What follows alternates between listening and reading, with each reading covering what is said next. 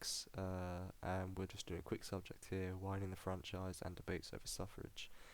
This is part theme 1, UK government and politics, chapter 1, democracy and participation.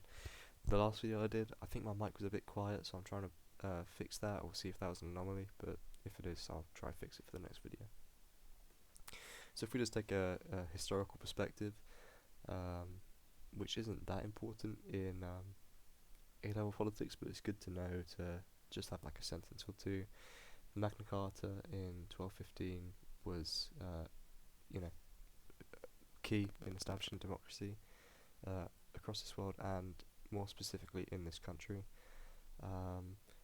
It meant that the king was not being put above the law, which we see in the petition to right 1628, and it started our first kind of forms of democracy. You don't need to know too much about that, but it's just important to know Magna Carta 1215.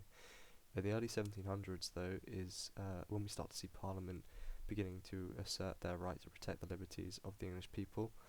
Now it says this, but if you see, I do history as well. We do Britain. It wasn't, the early 1700s really where that began. That really started quite late, actually, in a kind of late 1800s. But it does start to be more kind of representative. I mean, of course, that kind of starts more with the Great Reform Act in 1832, but the 1700s, yeah, we do start to see Parliament get more power, and be a little bit less of like a lapdog to the king. They do start to protect the liberties of the English people and represent them a little bit better. The petition to right in 1628, of course, like I just said, lay down principle that the crown is not above the law, where they legislated against Charles I and his divine right during the English Civil War. You don't really need to know that much about it, but it's just important to know.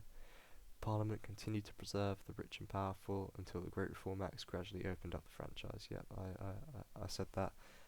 You don't need to know that much about the kind of history of this. It's more what's going on today in this theme and this topic, but just a little bit of very basic backstory there. So even more, these are kind of the key if we're going to look at history. I think it's Magna Carta and these ones, the suffragists, the suffragettes, and World War One.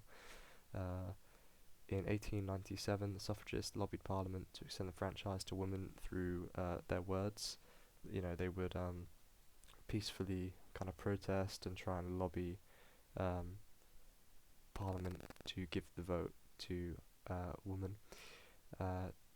This, in the short term, is not very successful, so the suffragettes decided to have a go and open up their own kind of way of doing it as well in 1903. Instead of doing it with words, they were a little bit more disruptive, a little bit more violent, trying to draw attention to their cause. And I think it works because the suffragettes are more well known than the suffragists, I would say. But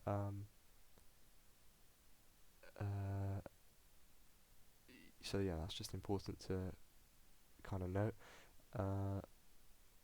They suspended their activities in 1914 due to the war, but because of the great efforts of women to help the UK win, the franchise was extended to them in 1918, although it was for all men over 21 and all women over 30, but this would be changed to all men and women aged 21 and over in the 1928 Great Reform Act. So then we also have the Representation of the People Act 1969, which then lowered the voting age for both men and women from 21 to 18, basically in recognition of the new opportunities and responsibilities of young people. So then that takes us to today, really.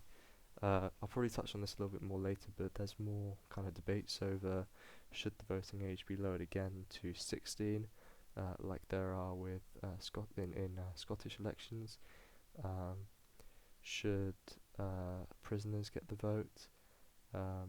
Who should be excluded from the vote? Debates over that kind of those are the main ones. I would say voting age brought down to 16, and should prisoners get the vote, but there are more, and I will touch on this more later. But yeah, just a very quick 5-minute video, just going over the history basically. I hope this was helpful, and good luck with your exams. I'll see you guys soon.